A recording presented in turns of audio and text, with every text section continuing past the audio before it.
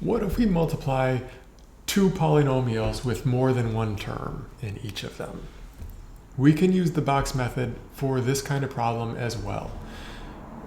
So now we've got a two-term polynomial, a binomial, 1, 2 terms, by a trinomial, 1, 2, 3 terms. So we're going to need two rows in our box diagram because there are two terms in one of the factors. And we're going to need 1, 2, 3 columns.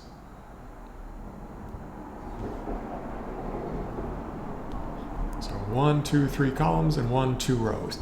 We go ahead and label our lengths and widths as usual. So 2x squared minus 1. 2x squared is the first length, and then a minus 1 is the second one. So the total length is 2x squared minus 1. And then we split these three lengths into our terms. 3x squared plus 5x minus 7.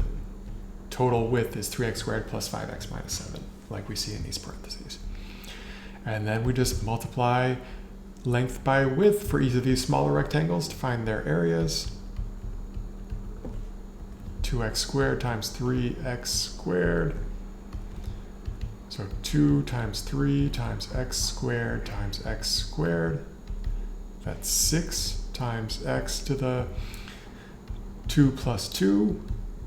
Because when we multiply exponents with the same base, we're adding the exponents. Remember our rule for exponents.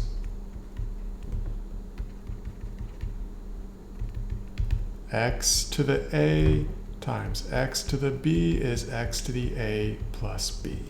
That's how it works when we multiply exponents with the same base. So here we have 6x to the 2 plus 2, or 6x to the 4th power.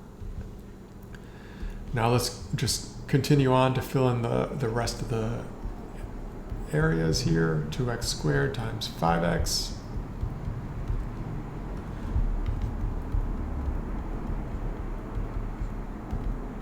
That's 10x cubed. 2x squared times negative 7 gives us negative 14x squared. Negative 1 times 3x squared is just negative 3x squared.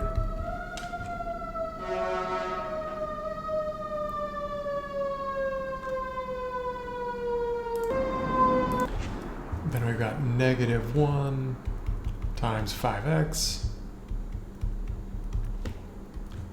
negative 5x, and negative 1 times negative 7. So be careful with this one. Remember, negative times a negative is positive. So this is positive 7.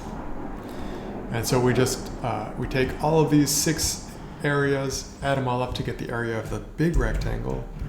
And our final answer is going to look like this. 6x to the 4th plus 10x to the 3rd power minus 14x squared minus 3x squared minus 5x plus 7.